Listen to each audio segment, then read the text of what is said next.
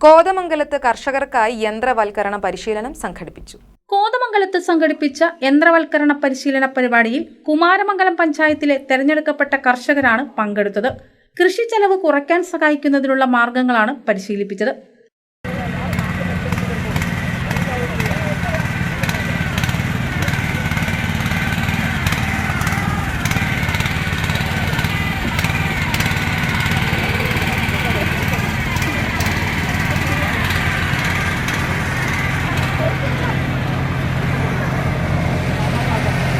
പരിശീലന പരിപാടിയുടെ ഉദ്ഘാടനം block panchayat president PIM Basheer നിർവഹിച്ചു.